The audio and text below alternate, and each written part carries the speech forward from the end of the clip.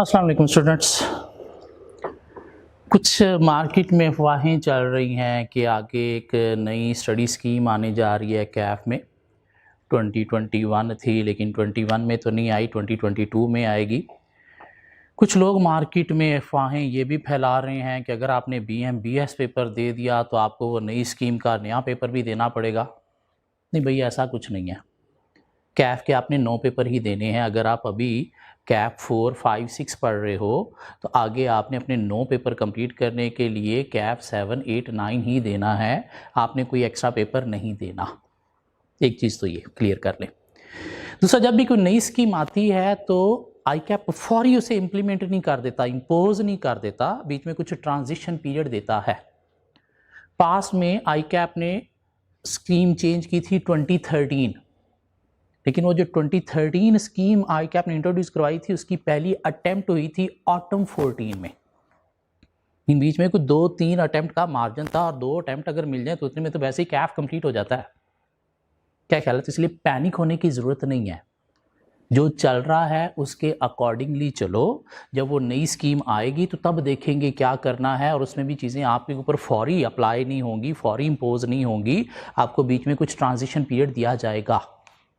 वो नई स्कीम में कौन लोग जाएंगे जो पीछे से AFC भी नई स्कीम के अकॉर्डिंगली पढ़ के आएंगे, उनके ऊपर वो नई स्कीम कैफ में अप्लाई होगी। आप अगर कैफ कर रहे हो, कैफ 1, 2, 3 आपने सपोज कर लिया है, 4, 5, 6 अभी लेके जा रहे हो, तो आगे अगर नई स्कीम आ भी जाती है तो आपने कैफ 7, 8, 9 ही देना है। आपने कैफ के 10 पर्चे नहीं देने, 9 पर्चे ही देने हैं। इसलिए प्लीज़ पैनिक होने की ज़रूरत नहीं है। अपनी रूटीन जो चल रही है उसके अकॉर्डिंगली चलो। एक चीज़। दूसरी चीज़, काफ़ी स्टूडेंट पूछते हैं कि पेपर कौन से रखें, पेपर कौन से रखें, और उसमें समटाइम रॉन्ग पेपर चूज़ कर बैठते हैं। क्यों? कहीं जगह से गंदा मशवरा ले बैठते हैं। भाई, पेपर चूज़ करते वक्त कोशिश करो आई कैप का जो सीक्वेंस है उसके अकॉर्डिंगली चलो। या आई कैप ने जो कैफ 1 to 9 डिज़ाइन किया है सीक्वेंस, ये ऐसे ही मुँह उठा के डिज़ाइन नहीं कर दिया। इसके पीछे कोई एक्सपर्ट लोग बैठे हैं जिन्होंने देखा है कि हाँ, पहले ये पेपर पढ़ा होना चाहिए, उसके बाद नेक्स्ट पेपर ये आना चाहिए। इकोनॉमिक्स पढ़ा होना चाहिए, उसके बाद BM BS आना चाहिए।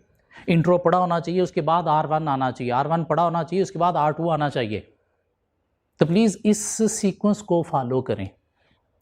या क्या करें, वो पेपर चूज़ करें जिसमें आपका इंटरेस्ट है, रादर दैन कि मेरे दोस्त ने जो है वो ऑडिट पढ़ना चाहा तो मेरे बेशक अभी बीच में 4-5 पर्चे रहते हैं तो मैं भी ऑडिट चूज़ कर लूँ, मैंने उसका मुंह लाल है, मैं अपना चपेट मार के लाल कर लूँ। नहीं, ऐसी हरकतें नहीं किया करो। कोशिश किया करो पेपर चूज़ करते वक्त ईजिएस्ट पेपर पहले कवर करो। क्यों? ईजिएस्ट पेपर पास करने से आपको एक मोटिवेशन, एक reason to stay in CA मिल जाती है। तो वो पेपर चूज करो जिनमें आपका इंटरेस्ट है, या कोशिश करो इजीएस्ट पेपर पहले चूज करो। क्यों? इजीएस्ट पेपर पास होने से ना आपको एक मोटिवेशन मिलती है कि हाँ, इतने पास हो गया, पीछे इतने को रह गए। अगर आप औखे पेपर पहले चूज कर लोगे और खुदा ना खासा उसमें अटेम्प्ट लग गई तो इससे वो एक डीमोटिवेशन इंपैक्ट अंदर आता है, उससे CA में स्टे करना थोड़ा मुश्किल हो जाता है। तो इसलिए कोशिश करो आई कैप सीक्वेंस को फॉलो करो, या इजीएस्ट पेपर जो है वो पहले चूज करो। मशवरा लेते वक्त कोशिश किया करो किसी अच्छे स्टूडेंट से मशवरा लिया करो। अच्छा स्टूडेंट कौन है? जिसने 3 या 4 पर्चे एक पेपर अटेम्प्ट में दिए हैं और पास किए हैं। आप मशवरा लेते हो किसी गंदे स्टूडेंट से जिसने 3 पर्चे एक अटेम्प्ट में फेल किए होते हैं। भाई, वहां से अच्छा मशवरा नहीं मिल सकता। अच्छा मशवरा मिलना होता तो वो खुद ना पास कर रहा होता जी, उसके पास एक्सपीरियंस ज़्यादा है। वो भाई एक्सपीरियंस नहीं है, वो नालायकी है। इसलिए मशवरा लेते वक्त किसी अच्छे स्टूडेंट से मशवरा लो जिसने 3-4 पर्चे एक अटेम्प्ट में दिए हैं और पास किए हैं। उसे पूछा करो कैसे पास किए हैं, क्या उसने अपना टाइम टेबल फॉलो किया था, क्या उसका शेड्यूल था स्टडी का, उसे फॉलो करो। गंदे स्टूडेंट से मशवरा नहीं लो। या अपने टीचर से मशवरा ले लिया करो, वहां से आपको हो सकता है कोई अच्छा मशवरा मिल जाए। तो प्लीज़ कोशिश किया करो चीज़ों को स्मूथली लेके चलो। ये आजकल डिफरेंट हकीम जो है वो आजकल सोशल मीडिया पे आके बैठ जाते हैं कि मैं बताऊंगा आपको क्या डिफरेंस है between physical classes and online classes, और चूंकि मेरे इंटरेस्ट सारे के सारे ऑनलाइन क्लासेस के साथ अटैच हैं तो ऑनलाइन ही सूटेबल है। नहीं, ऑनलाइन पढ़ना एक बहुत ही औखा काम है। बड़ी कमिटमेंट चाहिए ऑनलाइन पढ़ने के लिए कि डेली अपने आप को मनाना है आपने ऑनलाइन लेक्चर अटेंड करने के लिए और उसके बाद उसे कवर भी करना है, जब आपके ऊपर कोई स्ट्रिक्ट मॉनिटरिंग भी नहीं हो रही। फिजिकल क्लास में चलो मजबूरी में क्लास उस टाइम पे है तो चल के आना है, घर भी बताया हुआ है कि मेरी इस टाइम पे क्लास होती है तो मुझे चल के जाना है। क्लास में जाएंगे, टीचर पकड़ लेगा, ऑब्वियसली टेस्ट नहीं दिया, लर्न करके नहीं आए, काम करके नहीं आए, तो कोई मॉनिटरिंग स्ट्रिक्ट करके वो आपको थोड़ा सा पढ़ा देगा। ऑनलाइन क्लासेस बड़ी कमिटमेंट चाहिए और अनफॉर्चुनेटली सीए में बड़ी मुश्किल से 10% कमिटेड स्टूडेंट मिलते हैं। इधर फिजिकल क्लासिंग में हमें बड़ी मुश्किल से 10% स्टूडेंट ऐसा मिलता है जो डेली का काम डेली साथ कर रहा होता है, डेली के लेक्चर डेली आके अटेंड कर रहा होता है। और ऑनलाइन में जब एक लेक्चर आपने एक दिन नहीं सुना तो दिमाग के अंदर आया यार ये पढ़ा है, मैं नेक्स्ट डे 2 लेक्चर सुन लूँगा, और जब ये सोच आती है तो फिर लेक्चर पेंडिंग होना शुरू हो जाते हैं। और जब पेंडिंग होते हैं तो आप डेली 2-3 लेक्चर कवर तो कर लोगे भाई, सुन तो लोगे, लेकिन उनका काम, उनकी लर्निंग, उनकी प्रैक्टिस नहीं हो पाती। यहाँ पे टीचर इतना बर्डन देते हैं स्पेशली अकाउंटिंग में कि एक दिन की प्रैक्टिस बड़ी मुश्किल से होती है। तो अगर आप ये कहो कि मैं 2-3 लेक्चर एक दिन में अटेंड भी कर लूँ, उसकी प्रैक्टिस भी कर लूँ, उसकी लर्निंग भी कर लो, तो ये इतना इजीली पॉसिबल नहीं है। फिजिकल का अल्टरनेटिव ऑनलाइन कभी भी बेस्ट नहीं हो सकता। ये तो मजबूरी है कि हमें ऑनलाइन की तरफ जाना पड़ रहा है, अदरवाइज स्टडी मेनली फिजिकल में ही होती है। क्यों? ऑनलाइन में बहुत कमिटमेंट चाहिए और इतनी कमिटमेंट अनफॉर्चुनेटली जस्ट 10% में है जो रेगुलर बेसिस पे लेक्चर अटेंड करते हैं।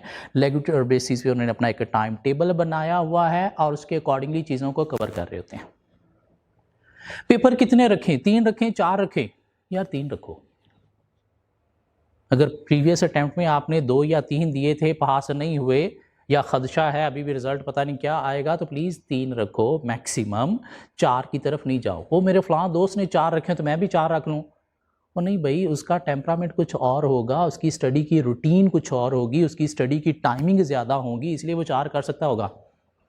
आपकी स्टडी की रूटीन वैसी हो सकता है ना हो, आप हो सकता है स्टडी को उतना टाइम ना देते हो, इसलिए उसने 4 रखे हैं। तो ज़रूरी नहीं कि आप भी 4 ही रखो। अपनी थोड़ी औकात को भी देखो ना कि मैं कितने पेपर कर सकता हूँ। क्या ख्याल है? जब आपके पास 9 पेपर हैं और 3-3 करके 3 अटेम्प्ट में होने हैं, तो अभी 4 क्यों रखने आपने? तो प्लीज़ पैनिक होने की ज़रूरत नहीं है। जो चल रहा है सिस्टम, उसके अकॉर्डिंगली चलते जाएं। जब नई स्कीम आएगी तो तब देखेंगे क्या करना है, और तब भी आपको ट्रांजिशन पीरियड दिया जाएगा कोई 6 माह साल का, और उतने में कैफ वैसे ही कंप्लीट हो जाएगा। अगर एक दिन भी आप फेलिंग स्टूडेंट में जाओगे, मीन गंदे स्टूडेंट्स में, तो वो नंबर में बहुत ज़्यादा है और उनके पास एंटरटेनमेंट्स चार्म भी बहुत ज़्यादा है। तो आपको पकड़ के बिठा लेंगे कि आजा, तेरा ही इंतज़ार था। आप उठने लगोगे, कहेंगे अभी तो आया है, ठहर जाना। फिर उठने लगोगे, ओ ठहर जाना, चला नहीं, क्या हो गया, अभी तो आया है। और एंड पे रिजल्ट में आप उन्हीं में पाए जाओगे। इसलिए कोशिश करनी है अपने आप को फेलिंग स्टूडेंट में नहीं लेके जाना। क्यों? एक दिन भी गए तो उनके पास एंटरटेनमेंट चार्म ज़्यादा है, वो हमारे साथ चिपक जाएंगे, हमें अपने साथ बिठा लेंगे। हमें थ्रू आउट दिस सेशन क्या करना है? पासिंग स्टूडेंट में रहना है, रेगुलर बेसिस पे लेक्चर अटेंड करना है। लेक्चर प्रायोरिटी पहले, स्टडी पहले, बाकी चीज़ें बाद में। 1 घंटा हमने लेक्चर के अलावा अपना टाइम टेबल सेट करना है कि मैंने कितने बजे लेक्चर अटेंड करना है और कितने बजे इस लेक्चर का मैंने पढ़ना है। अगर आप ये अपना टाइम टेबल नहीं सेट कर पा रहे तो प्लीज़ ये छोड़ दो। अगर अपनी मर्जी से पढ़ना चाहते हो कि बस जब मेरे पास टाइम होगा, जब मेरा दिल करेगा मैं लेक्चर अटेंड करूंगा, और जब दिल करेगा मैं पढ़ूंगा, तो प्लीज़ सीए छोड़ दो, तुमसे ना हो पाएगा। सीए करना है तो आपको एक टाइम टेबल बनाना पड़ेगा, एक शेड्यूल बनाना पड़ेगा। सिर्फ 1 साल, सिर्फ 1 साल बाकी दुनिया को छोड़ के स्टडी को प्रायोरिटी बना लो, इसे प्रेफरेंस दो, आपकी ज़िंदगी बन जाएगी, आप सीए कर लोगे।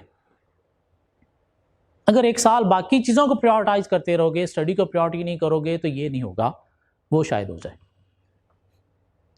क्यों? 1 साल में अगर आपने 6 पेपर पास कर लिए तो आपकी ज़िंदगी बन जाएगी।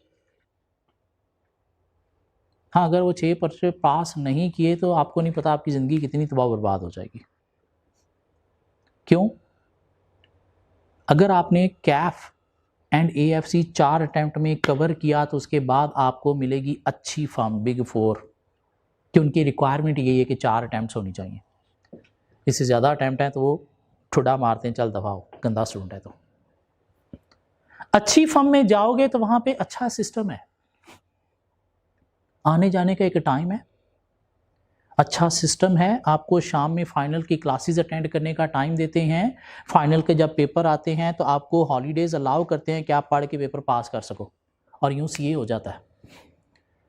गंदी फर्म में जाओगे ना तो वहाँ पे कोई सिस्टम नहीं है, वहाँ पे स्टाफ शॉर्ट होता है, कभी भी आपको फाइनल की क्लासेस अटेंड करने का टाइम नहीं देंगे, कभी भी आपको एंड पे छुट्टियां नहीं देंगे फाइनल की अटेम्प्ट देने के लिए, और फाइनल के पेपर आप नहीं दे पाओगे तो सीए नहीं कर पाओगे। इसलिए अच्छी फर्म में जाना ज़रूरी है, और उसके लिए कैफ विद एएफसी 4 अटेम्प्ट में कवर करना ज़रूरी है। कैसे? सिर्फ 1 साल स्टडी को प्रायोरिटी बना के। 1 साल में अगर आपने 6 पेपर पास कर लिए तो कैफ विद एएफसी 4 अटेम्प्ट में हो गया, और अगर नहीं प्रायोरिटी बनाया तो फिर सीए करते रहोगे कब तक? जब तक है जान, शायद छोड़ना पड़ जाएगा। इसलिए कोशिश करें प्लीज़, एक टाइम टेबल बनाएं, कल से नहीं आज से बनाएं कि मैंने किस टाइम पे कौन से सब्जेक्ट का लेक्चर सुनना है, अटेंड करना है, किस टाइम पे मैंने इस सब्जेक्ट का पढ़ना है।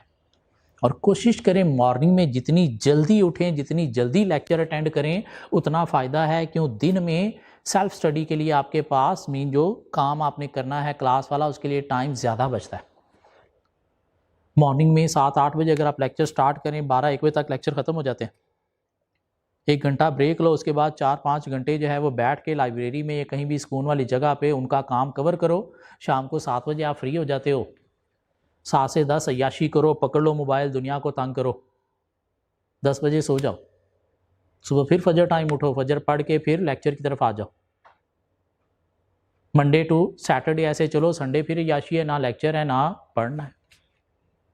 सिर्फ हम चीज़ों को प्लान नहीं करते, शेड्यूल नहीं बनाते, हम स्टडी के टाइम पे कुछ और कर रहे होते हैं, और जब कुछ और करने का टाइम होता है उस टाइम पे हम स्टडी कर रहे होते हैं और होती नहीं है।